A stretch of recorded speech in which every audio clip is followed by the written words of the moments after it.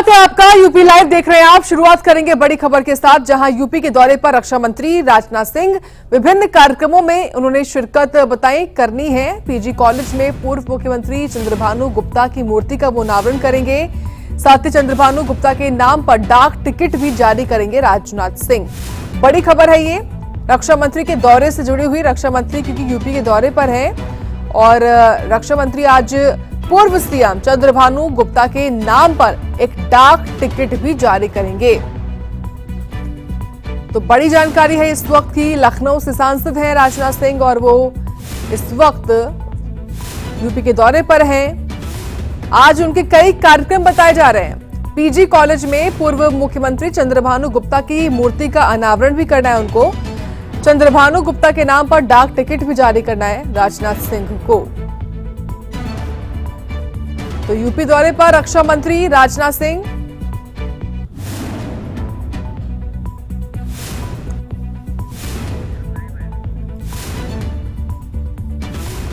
विभिन्न कार्यक्रमों में शिरकत करेंगे रक्षा मंत्री राजनाथ सिंह।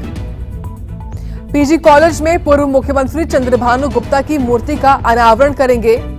चंद्रभानु गुप्ता के नाम पर डाक टिकट भी जारी करेंगे। यूपी के दौरे पर रक्षा मंत्री पहुंचे हुए हैं। बीते कल ही वो पहुंच गए थे लखनऊ। तस्वीरें आपके सामने है जब खुद यहां पर उनको रिसीव करने के लिए उप मुख्यमंत्री पहुंचे ब्रजेश पाठक।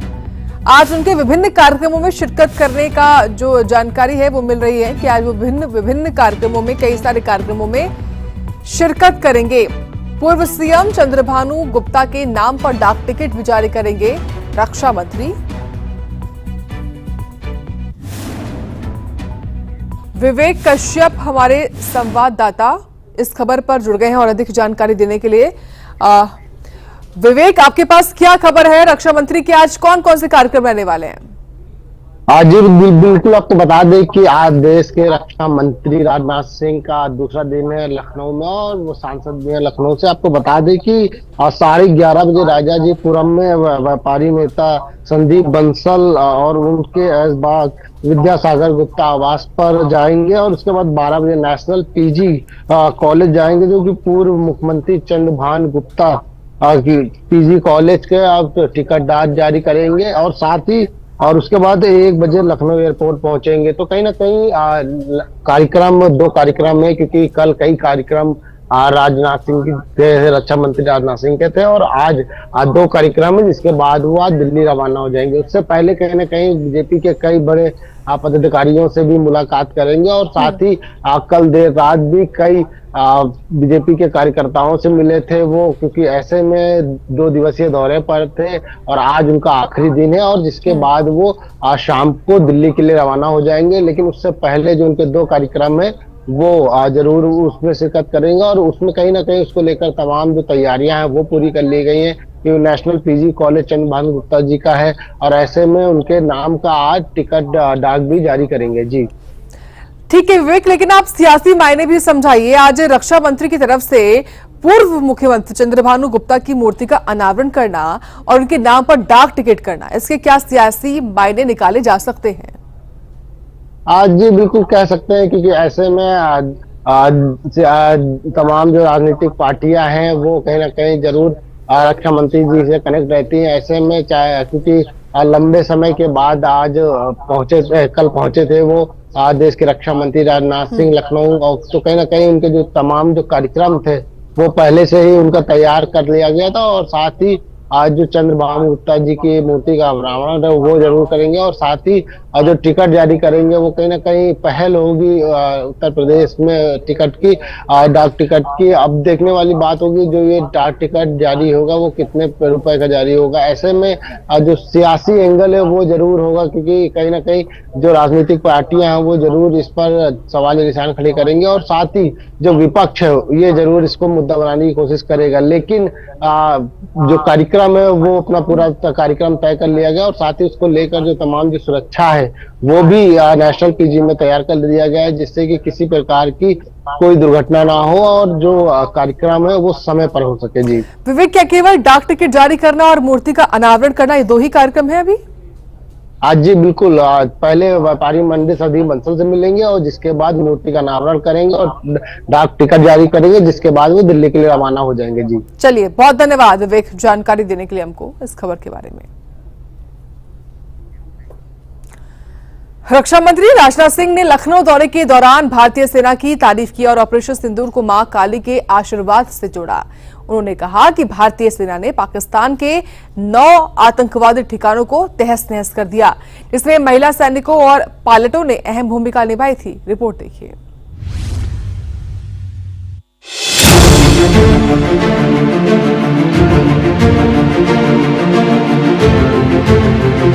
लखनऊ में रक्षा मंत्री राजनाथ सिंह ने एक कार्यक्रम में भारतीय सेना की बहादुरी की जमकर तारीफ की। उन्होंने ऑपरेशन सिंदूर का जिक्र करते हुए कहा कि भारतीय सेना ने मां काली के आशीर्वाद से पाकिस्तान और पाक अधिकृत कश्मीर में 9 आतंकवादी ठिकानों को पूरी तरह तबाह कर दिया। यह ऑपरेशन 7 मई 2025 को शुरू हुआ था, जिसे अप्रैल में पहलगाम आतंकी हमले का जवाब माना गया, जिसमें 26 लोगों की जान गई थी। राजनाथ सिंह ने विशेष रूप से महिला सैनिकों और पायलटों की भूमिका को सराहा है, जिन्होंने इस ऑपरेशन में बढ़ चढ़कर हिस्सा लिया। मां काली की विशेष कृपा रही है।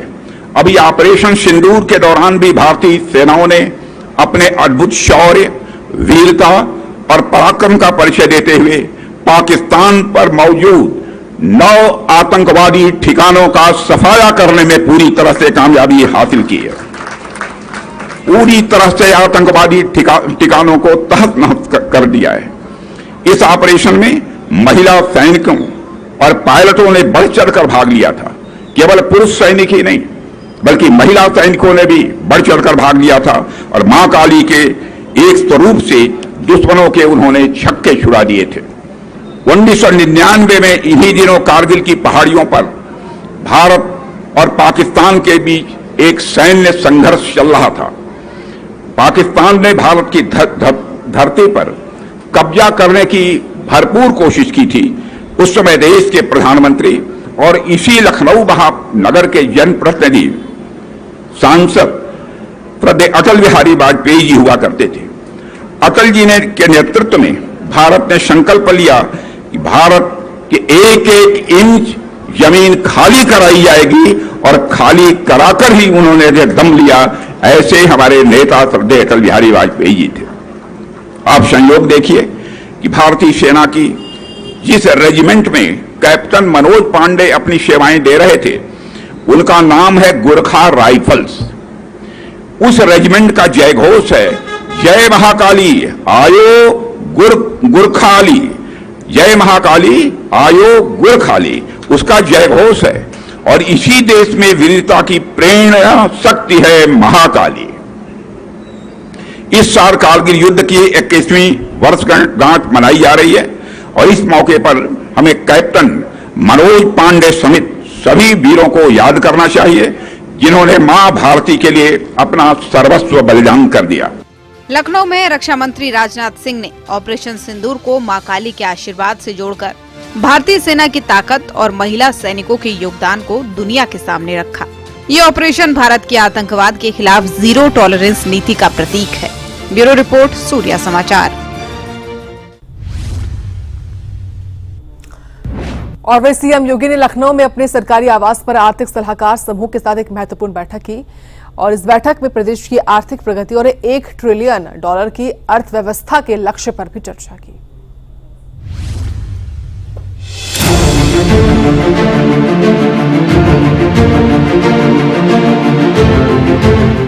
लखनऊ में सीएम योगी आदित्यनाथ ने आर्थिक सलाहकार समूह के साथ उच्च स्तरीय बैठक की। इस दौरान उन्होंने यूपी को $1 ट्रिलियन की अर्थव्यवस्था बनाने के रोड मैप पर चर्चा की। सीएम ने सभी विभागों से उनकी प्रगति की समीक्षा करने और क्षमता निर्माण पर ध्यान देने को कहा। उन्होंने सुधारों की कार्य योजना को लागू करने के निर्देश दिए ताकि निवेश और औद्योगिक विकास को और गति मिले। बैठक में वित्त, उद्योग और कृषि जैसे प्रमुख क्षेत्रों पर विशेष ध्यान दिया गया। सीएम योगी ने कहा कि उत्तर प्रदेश में पिछले कुछ सालों में आर्थिक क्षेत्र में उल्लेखनीय प्रगति की है। 2023-24 में प्रदेश का वार्षिक विकास दर लगभग 16% रहा, जो राष्ट्रीय औसत से कहीं अधिक है। उन्होंने निवेशकों के लिए अनुकूल माहौल बनाने और एकल खिड़की प्रणाली को और मजबूत करने पर जोर दिया। लखनऊ में सीएम योगी की आर्थिक सलाहकार समूह के साथ बैठक ने उत्तर प्रदेश के विकास को नई दिशा दी है। निवेश, उद्योग और प्राकृतिक खेती जैसे क्षेत्र में फोकस से यूपी $1 ट्रिलियन अर्थव्यवस्था की ओर तेजी से बढ़ रहा है। ब्यूरो रिपोर्ट, सूर्या समाचार।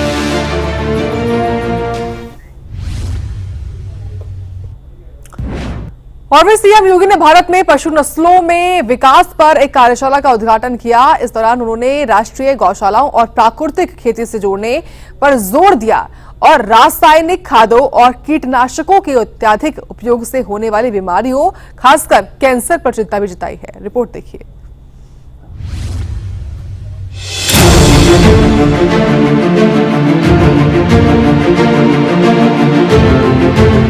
लखनऊ के इंदिरा गांधी प्रतिष्ठान में सीएम योगी आदित्यनाथ ने भारत में पशु नस्लों का विकास विषयों पर कार्यशाला का शुभारंभ किया।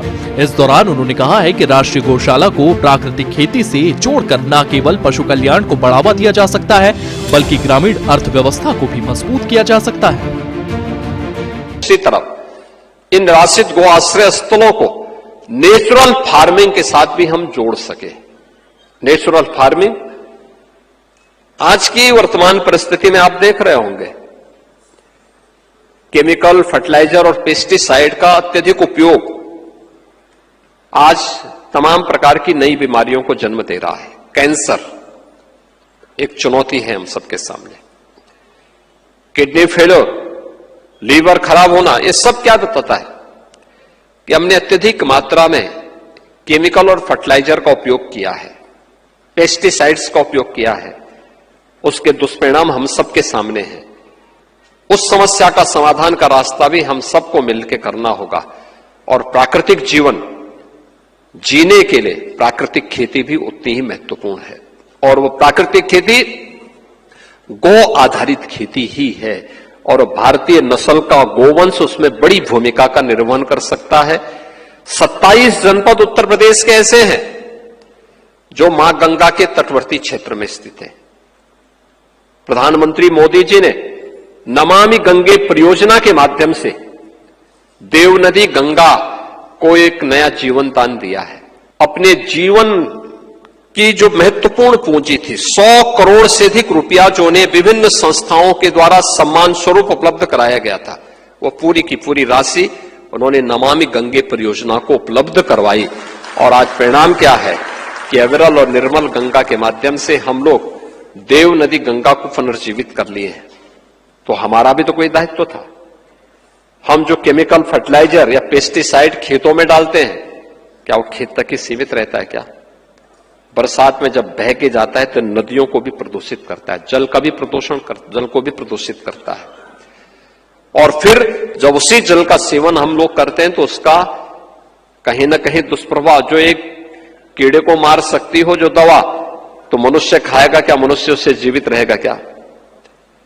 और यही फिर कैंसर के रूप में, किडनी फेलियर के रूप में, लीवर फेलियर के रूप में यही विकृति हम सबके सामने मिल रही है। और उसका समाधान ही है प्राकृतिक जीवन के लिए, प्राकृतिक जीवन पद्धति को अपनाना, उस प्रकार के अन्न को अपनाना, उस प्रकार की खेती को आगे बढ़ाना। उन 27 जनपदों में हम लोगों ने एक और प्राकृतिक खेती को बढ़ावा देने के लिए एक विशेष अभियान चलाया है। भारत सरकार ने भी इस कार्यक्रम को अपनी मंजूरी दी है।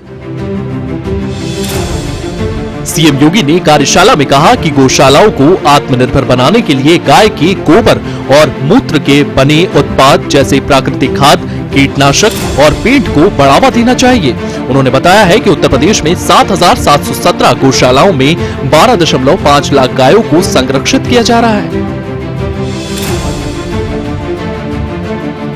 किसान की आमदनी को भी बढ़ाने में योगदान देंगे और अन्नदाता किसान की आमदनी बढ़ेगी, उसकी समृद्धि बढ़ेगी, तो देश की समृद्धि को कोई रोक नहीं सकता है, कोई नहीं रोक सकता। अवश्य देश समृद्धि के नए सोपान को प्राप्त करेगा और आत्मनिर्भर और विकसित भारत के संकल्पों को पूरा करने में मदद मिलेगी।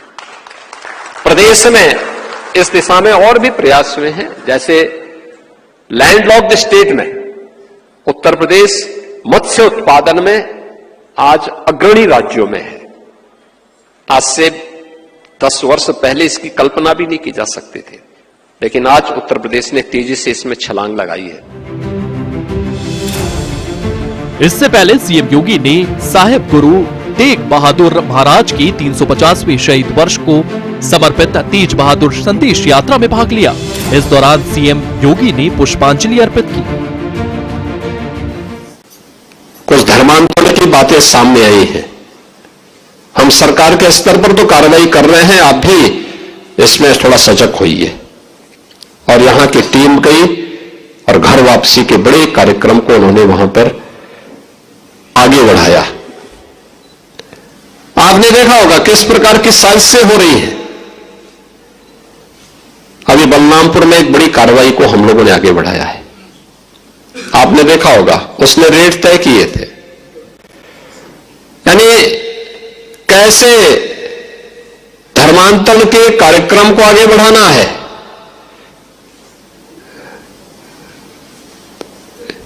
हिंदुओं में, ब्राह्मण में, क्षत्रिय में, सिखों में, अन्य ओबीसी जातियों में, अनुसूचित जाति जनजाति के लोगों को कैसे धर्मांतरित करना, सबके रेट उसने तय किए हुए थे। विदेशों से उसमें धनराशि आ रही थी। आप सोचिए 100 करोड़ से अधिक का ट्रांजैक्शन अब तक उसके 40 खातों में प्राप्त हुआ है और लगातार उस अभियान को आगे बढ़ाने का कार्य कर रहा था। एक लोग किस रूप में देश का स्वरूप बिगाड़ने का काम कर रहे हैं। लखनऊ में सीएम योगी आदित्यनाथ की कार्यशाला ने पशु नस्ल सुधार और प्राकृतिक खेती के महत्व को बताया। गौशाला को प्राकृतिक खेती से जोड़कर न केवल पर्यावरण और स्वास्थ्य को लाभ होगा, बल्कि ग्रामीण अर्थव्यवस्था भी मजबूत होगी। ब्यूरो रिपोर्ट, सूर्य समाचार।